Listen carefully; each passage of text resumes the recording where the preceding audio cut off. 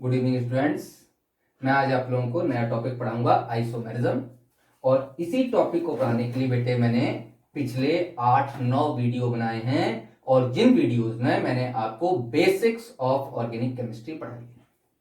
बेटे बेसिक्स में मैंने आप लोगों को डीयू निकालना सिखाया है, उसकी ट्रिक्स बताई हैं, कॉमन नेम सिखाए हैं, कॉमन नेम निकालने की ट्रिक्स बताई हैं, डेराइव्ड नेम सिखाए हैं और इस पर 8-9 वीडियो मैंने आप लोगों को पहले दे दी। अब बेटे मैं ये चैप्टर शुरू करने जा रहा हूं। एक्चुअली इस चैप्टर को शुरू करने के लिए ही मैंने बेसिक्स पढ़ाए थे आप लोगों को। जब तक आपको बेसिक्स क्लियर नहीं होंगे ये चैप्टर क्लियर नहीं होगा, क्योंकि इस चैप्टर से आने वाले क्वेश्चंस में basic of organic chemistry involve है, जिसमें कॉमन नेम इन्वॉल्व है, डेराइव्ड नेम इन्वॉल्व है, बहुत सारे। तो सबसे पहले आप लोगों को बेसिक्स ऑफ ऑर्गेनिक केमिस्ट्री तैयार होना चाहिए। चलिए हम लोग पढ़ने जा रहे हैं आइसोमेरिज्म, और इसके लिए मैंने एक डेफिनेशन लिख रखी है, उसको हम लोग देखेंगे। डेफिनेशन ये है, compounds having same molecular formula. ये बेटा बड़ा इंपॉर्टेंट है, इसको जरा ध्यान से देखिएगा। मॉलिक्यूलर फार्मूला सेम है, बट लेकिन having different physical and chemical properties. तो डिफरेंट क्या है बेटे? Physical and chemical properties. ये दोनों चीजों को अंडरलाइन कर लेंगे। सेम मॉलिक्यूलर फार्मूला है और फिजिकल और केमिकल प्रॉपर्टीज डिफरेंट हैं, तो उनको क्या कहेंगे? आइसोमर्स। और ये फिनोमिना क्या कहलाएगा? आइसोमेरिज्म।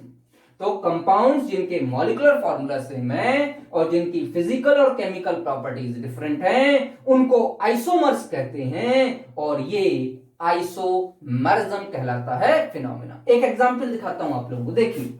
एक है CH3 CH2OH और एक है CH3O CH3।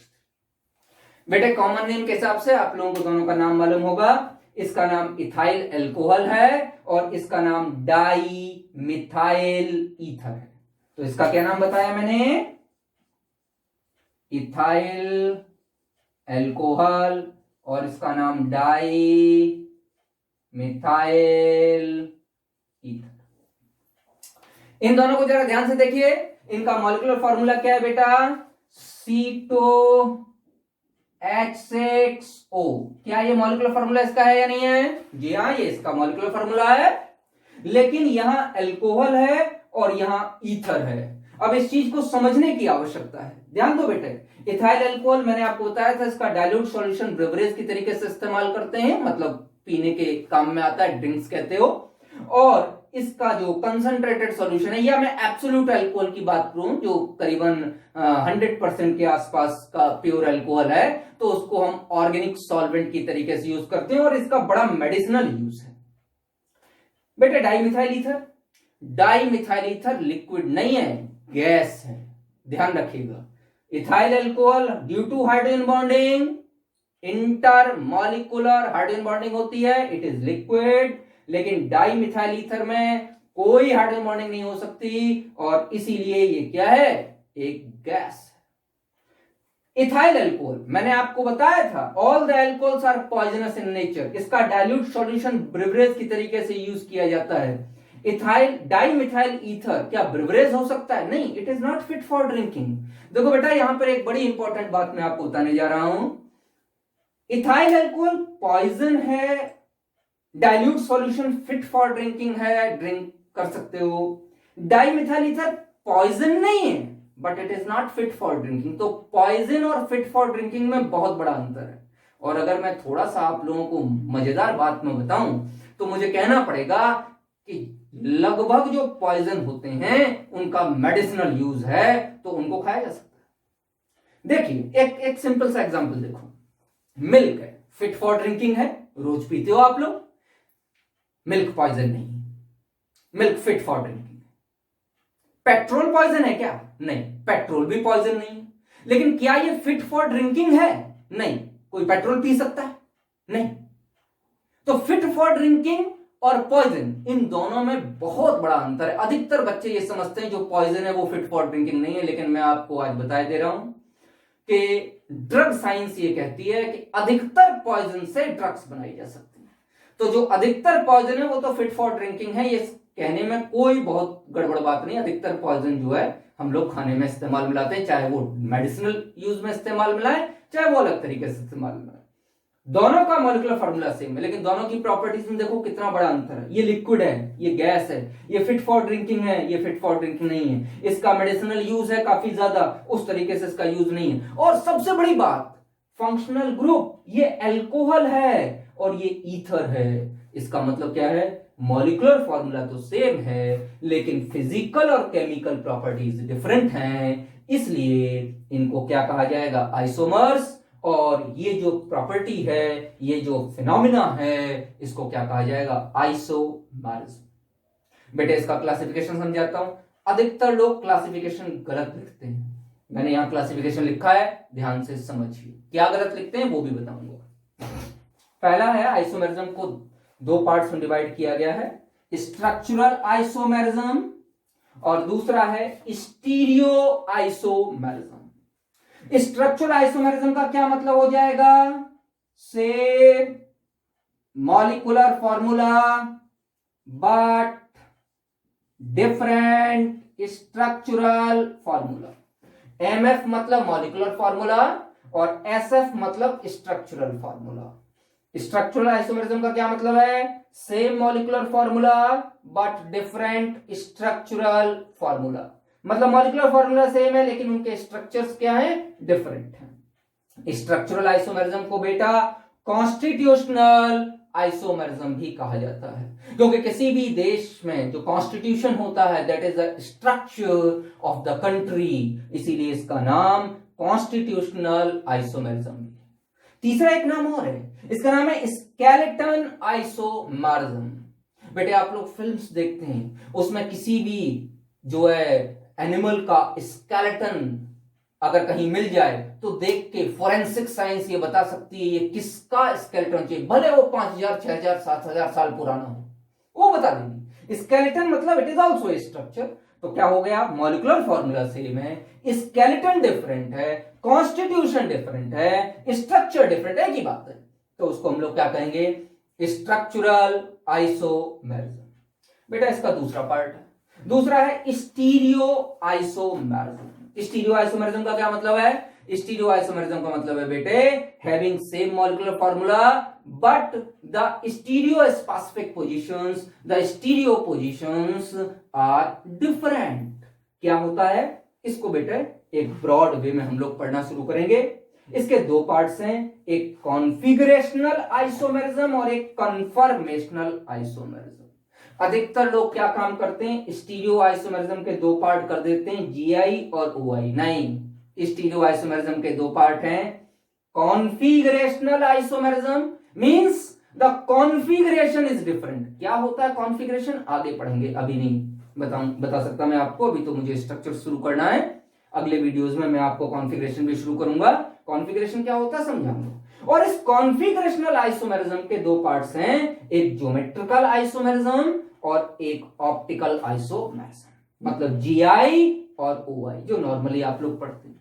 लेकिन स्टीरियो आइसोमेरिज्म का ही दूसरा पार्ट है बेटा कन्फर्मेशनल आइसोमेरिज्म, जिसमें मॉलिक्यूलर फॉर्मूला सेम है लेकिन कन्फर्मेशंस डिफरेंट हैं। इधर कॉन्फिगरेशन डिफरेंट है और इधर कन्फर्मेशन डिफरेंट है। समझ बात आ गई नहीं आ गई?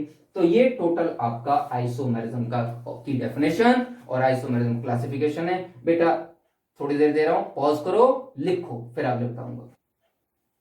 देखो बेटे, हम लोग सबसे पहले पढ़ेंगे स्ट्रक्चरल आइसोमेरिज्म। क्या है?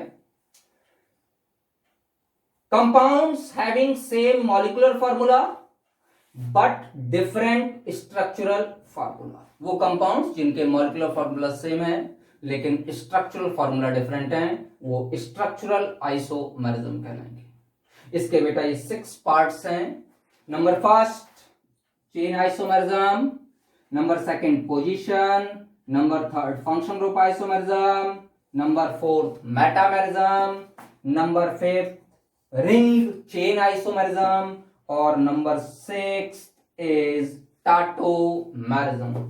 ये सबसे इंपॉर्टेंट टाइप की आपकी आइसोमेरिज्म है, जिसमें से अधिकतर जेई और नीट में क्वेश्चंस पूछे जाते हैं। वैसे तो सभी से पूछे जाते हैं, एक एक करके डिस्कस करेंगे कि चेन क्या है, पोजीशन क्या है, फंक्शन ग्रुप क्या है, मेटामेरिज्म क्या है, रिंग चेन क्या है और टाटोमेरिज्म क्या है। समझ बात आ गई नहीं आ गई? तो देखिए एक एक करके बेटे हम लोग जो है इनको डिस्कस करते हैं। देखिए तो सबसे पहले क्या डिस्कस करेंगे बेटे? Chain isomerism. चलिए डेफिनेशन क्या हो जाएगी चेन आइसोमेरिज्म में? अगर मैं कहूं चेन आइसोमेरिज्म तो क्या डेफिनेशन हो जाएगी चेन आइसोमेरिज्म की बेटे? Compounds having same molecular formula but differ in arrangement of carbon atoms in the chain.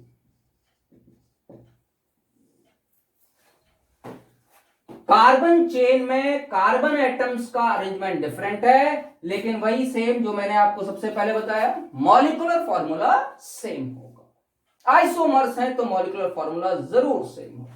चलिए नंबर पहला सिंपलेस्ट एग्जांपल लेके चल रहा हूं, आगे तो धीमे धीमे कॉम्प्लेक्स करते जाएंगे हम लोग इसको। सबसे पहले C4H10 क्या है बेटा? ये ब्यूटेन। चलिए ब्यूटेन में क्या हो जाएगा? आप लोगों ने जो है बॉन्ड लाइन नोटेशंस पढ़े होंगे, उस हिसाब से आप लोग बना लीजिए। तो पहला तो ये पॉसिबल है कि ब्यूटेन ये बन जाए, और इस ब्यूटेन का क्या नाम है? Normal butane. समझ बता गई? और क्या हो सकता है? और हो सकता है कि इस नॉर्मल ब्यूटेन को हम लोग क्या काम करें, एक CH3 यहां पे शिफ्ट करा दें, और इसका क्या नाम हो जाएगा? आइसोब्यूटेन। देखिए बेटा ध्यान से, नॉर्मल ब्यूटेन में कार्बन चेन कितने कार्बन एटम की है? 1 2 3 4। आइसोब्यूटेन में कार्बन चेन कितने कार्बन एटम की है? 1 2 3। तो ये दोनों के मॉलिक्यूलर फॉर्मूला सेम है? जी हाँ, मॉलिक्यूलर फॉर्मूला तो C4H10। डिफरेंस क्या है? इसमें 4 कार्बन एटम की चेन है, इसमें 3 कार्बन एटम की चेन है। अगर मैं IUPAC नाम लिखूं तो भी दोनों के डिफरेंट आएंगे। इसका नाम तो ब्यूटेन आएगा, लेकिन इसका क्या नाम आएगा? 2 पे बेटा मिथाइल लगा है तो इसका नाम आ जाएगा 2 मिथाइल प्रोपेन। तो वहां से भी पता चलता है कि दोनों में चेन डिफरेंट है। तो अगर दोनों में चेन डिफरेंट है तो इसको हम लोग क्या कहेंगे? These two are chain isomers of each other. एक और लेके दिखाता हूं बेटा आपको। इसका C6H14 और ये हेक्सेन, ये मॉलिक्यूलर फॉर्मूला। चलिए कैसे बना सकते हैं? 1 2 3 4 5 6 नॉर्मल हेक्सेन, इसको क्या कहेंगे? आइसोहेक्सेन।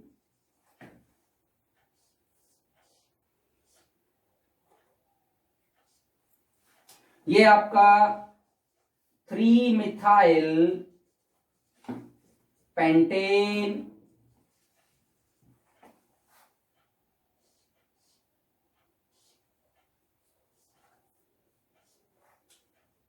ये आपका नियो हेक्सेन,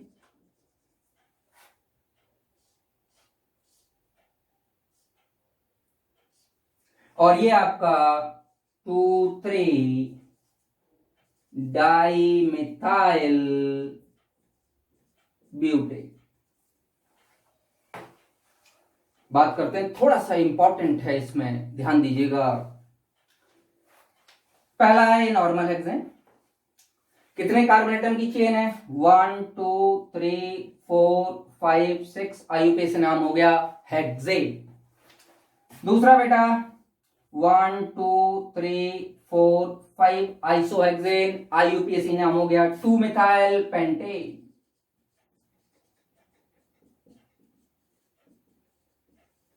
क्या नाम हो गया? 2 मिथाइल पेंटेन। ये वाला क्या हो गया? इसमें चेन देखिए 1 2 3 4 5, ये तीसरा एग्जांपल। इसका नाम है 3 मिथाइल पेंटेन, मैंने आईयूपीएसी नाम लिख दिया है। फोर्थ वाला नियो है, नियो हेक्सेन है। देखो बेटा आइसो मैंने क्या बताया था? सेकंड कार्बन पर एक मिथाइल लगा हुआ है। नियो में मैंने क्या बताया था? सेकंड कार्बन पर 2 मिथाइल लगे हुए हैं। तो ये नियो हेक्सेन। नाम क्या हो जाएगा? जरा नंबरिंग करो। 1 2 3 4 हो जाएगा 2,2 डाई मिथाइल ब्यूटेन। क्या नाम हो जाएगा? 2,2 डाई मिथाइल ब्यूटेन। और जो पांचवा मैंने बताया बेटे उसका नाम है 2,3 डाई मिथाइल ब्यूटेन। यहां पे बात क्या है? अगर सिर्फ नॉर्मल हेक्सेन की बात की जाए और नॉर्मल हेक्सेन के आइसोमर्स पूछे जाएं तो नीचे के 4 नॉर्मल हेक्सेन के आइसोमर हैं। तो हेक्सेन, नॉर्मल हेक्सेन की, अब हेक्सेन की जो हम बात कर रहे हैं उसमें ये 5 आपस में एक दूसरे के आइसोमर। नॉर्मल हेक्सेन के रिस्पेक्ट में चारों एक दूसरे के आइसोमर हैं। मैं जरा इसको मिटा रहा हूं बेटे और मैं आपको करके दिखाता हूं क्या बताना चाहता हूं। समझिए, देखिए बेटे, विद रिस्पेक्ट टू 1 और 2 आपस में चेन आइसोमर, क्योंकि दोनों में चेन डिफरेंट है।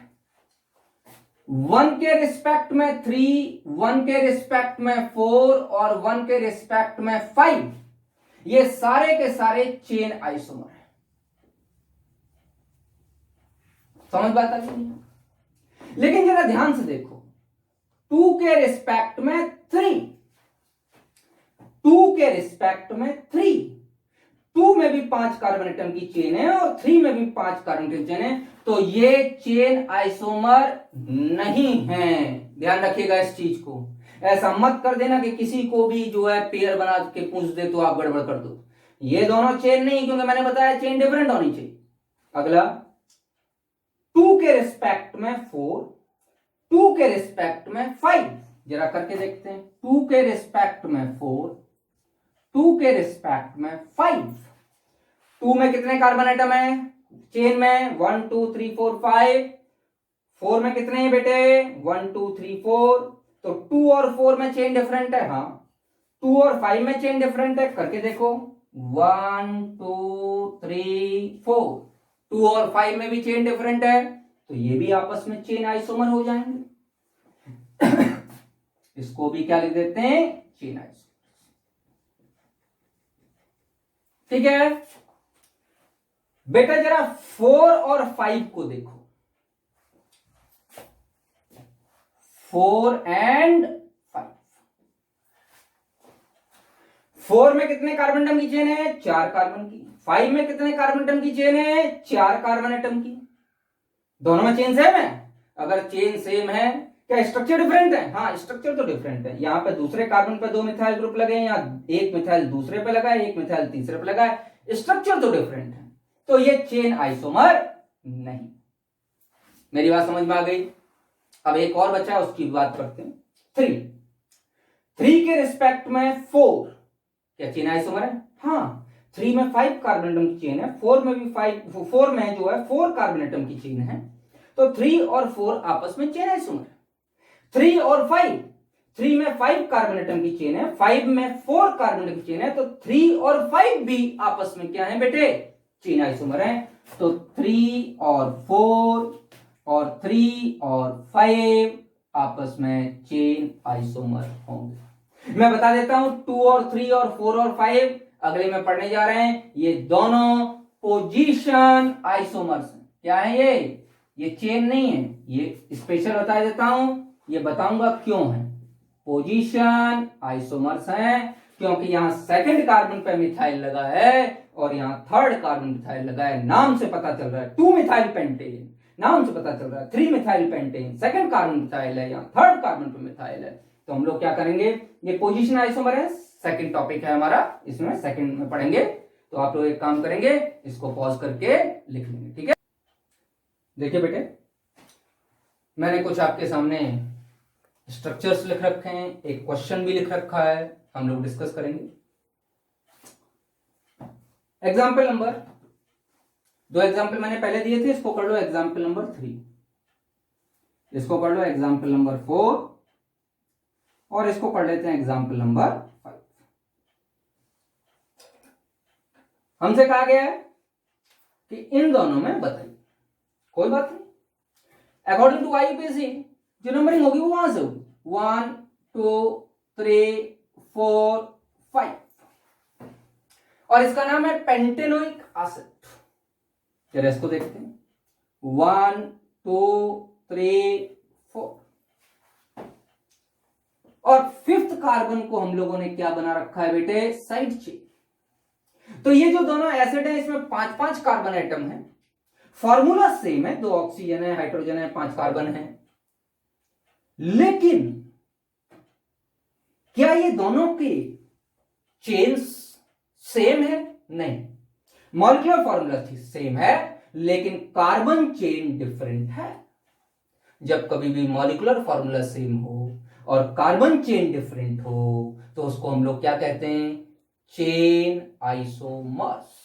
तो हो सकता है कोई फंक्शन ग्रुप लगा के भी आपसे पूछ ले, तो ध्यान देना मॉलिक्यूलर फॉर्मूला सेम होना चाहिए। इसका भी DU1 है और इसका भी DU1 है, क्योंकि एक पाई बॉन्ड इसमें भी आएगा और एक पाई बॉन्ड इसमें भी आएगा। DU कैलकुलेट कर लिया, मॉलिक्यूलर फॉर्मूला कैलकुलेट कर लिया और स्ट्रक्चर देख लिया, चेन डिफरेंट है, इसलिए ये दोनों आपस में क्या कहलाएंगे, चेन आइसोमर्स। ठीक है, इसकी बात कर लेते हैं बेटे। आपको ये दिखाई दे रहा है, it is known as the cyclohexane. दूसरा क्या है ये, मिथाइल साइक्लोपेंटेन।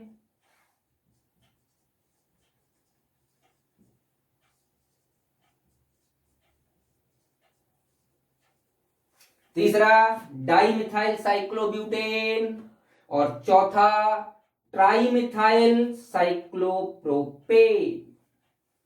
मैं कॉमन नेम की बात कर रहा हूं, ट्राइमिथाइल साइक्लोप्रोपेन कहा जा सकता है आईयूपीएसी नेम में। आप चाहो तो लिख दो 1 2 3 ट्राइमिथाइल साइक्लोप्रोपेन। यहां पे भी मैंने कॉमन नेम बताया डाइमिथाइल साइक्लोब्यूटेन। आईयूपीएसी हो जाएगा 1 2 3 1 3 डाइमिथाइल साइक्लोब्यूटेन।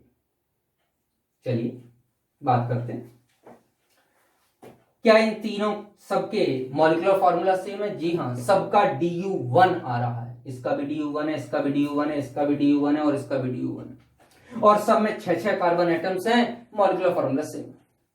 अगर मॉलिक्यूलर फॉर्मूला सेम है तो डिफरेंस क्या है? इसमें जो रिंग है वो 6 कार्बन एटम की है और that is the main ring. इसमें जो रिंग है वो 5 कार्बन एटम की है। इसमें जो रिंग है वो कितने कार्बन एटम की है? 4 कार्बन एटम की। और इसमें जो रिंग है वो 3 कार्बन एटम की है। मतलब जो मेन चेन है उसी में डिफरेंस है। एक्चुअली ये चेन नहीं है तो रिंग, तो मेन में डिफरेंस है, दैट्स वाई तो मेन चेन में डिफरेंस आ रहा है। तो मेन चेन में डिफरेंस आ रहा है तो ये भी आपस में चारों एक दूसरे के क्या कहलाएंगे बेटे? Chain isomers. ठीक है, अगला देखते हैं। देखो बेटा यहां मैंने 2 लिखे, काफी इंपॉर्टेंट है। इसका नाम लिखे दे रहा हूं, इसका नाम है ऑर्थोजाइलीन। ये वर्ड मैंने पहले भी आप लोगों को बताया, मतलब 1-2 पोजीशन अगर होगी तो उसे हम लोग क्या कहेंगे? ऑर्थो। जाइलीन कॉमन नेम है जाइलीन। ये क्या है? Ethyl benzene. इथाइल बेंजीन ये है ऑर्थोजाइलीन और ये क्या है बेटे? ये इथाइल बेंजीन। तो बेटा ये जो इथाइल बेंजीन है और जो ऑर्थोजाइलीन है इसमें डिफरेंस कहां दिखाई दे रहा है? भाई जो मेन चेन है, मतलब ये बेंजीन रिंग, ये तो दोनों में ही प्रेजेंट है। डिफरेंस क्या है? इसमें 2 मिथाइल लगे और इसमें इथाइल लगा है। DU निकाल के देखो, DU इसका भी 4 आ रहा है, DU इसका भी 4 आ रहा है। कार्बन एटम इसमें भी 6 और 2 8 है, कार्बन एटम इसमें भी 6 और 2 8 है, मतलब मॉलिक्यूलर फार्मूला सेम है।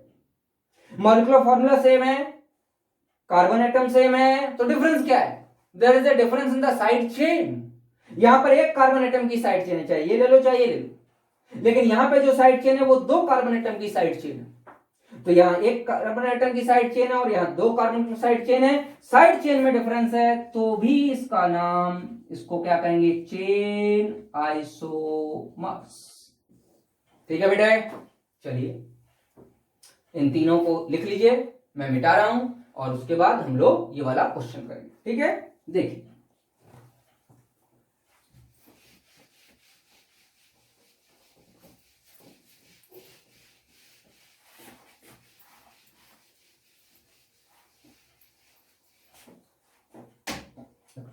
बेटा, इस क्वेश्चन को अलग अलग तरीके से नीट और जेई दोनों ने पूछा है। मैंने अभी आपको आधा क्वेश्चन के बारे में जानकारी दे रहा हूं, आधे के बारे में जानकारी स्टीरियो आइसोमेरिज्म में दूंगा। क्वेश्चन है, right the structural formula of the compound having molecular formula C5H12। हमें मॉलिक्यूलर फॉर्मूला दे दिया C5H12, लिखा है विच गिव्स, जो दे रहा है, क्या दे रहा है, पहला केस 4 मोनोक्लोरो डेरिवेटिव्स, जिससे 4 मोनोक्लोरो डेरिवेटिव बनाए जा सकते हैं। और दूसरा केस, उसका भी नाम बताइए, मतलब दो क्वेश्चन कंबाइंड अलग अलग, 1 मोनोक्लोरो डेरिवेटिव। एक क्वेश्चन में दो क्वेश्चन पूछे गए, दोनों का हमको अलग अलग बताना है। लेकिन यहां पर एक चीज मैंने लगा दी है, you will only calculate structural isomers, तो ये हमको थोड़ा सा सिंपल कर देगा क्वेश्चन। चलिए स्टीरियो जब पढ़ेंगे तो इसी क्वेश्चन को मैं स्टीरियो आइसोमरिज्म के केस में भी बताऊंगा आप लोगों को। अच्छा क्वेश्चन है, कई बार पूछा गया, देखते C5H12, C5H12 हो गया बेटा, ये 1 2 3 4 5, पहला केस। दूसरा केस आइसो, और तीसरा case neo, normal pentane, isopentane और नियोपेंटेन। ये बेटा 3 C5H12 के आइसोमर्स बन सकते हैं, और ये तीनों आपस में चेन आइसोमर। हमको क्या बताना है, हमको बताना है उसका स्ट्रक्चरल फॉर्मूला, स्ट्रक्चरल फॉर्मूला बताना है, उसका बताना है जो 4 मोनोक्लोरो डेरिवेटिव बना सकता है। इसका मतलब 4 डिफरेंट कार्बन एटम्स अवेलेबल हैं। मैंने अपने सेकंड वीडियो में आपको carbon atom, hydrogen atom, different carbon atom, secondary, primary, tertiary, सबके बारे में जानकारी दी है। जिसको प्रॉब्लम हो रही है वो सेकंड वाला वीडियो उठा के देखिए, उसमें मैंने आप लोगों को primary carbon, secondary carbon, tertiary carbon, quaternary carbon, primary hydrogen, secondary hydrogen, tertiary hydrogen, different type of primary carbon, same type of primary carbon, सब बताएं।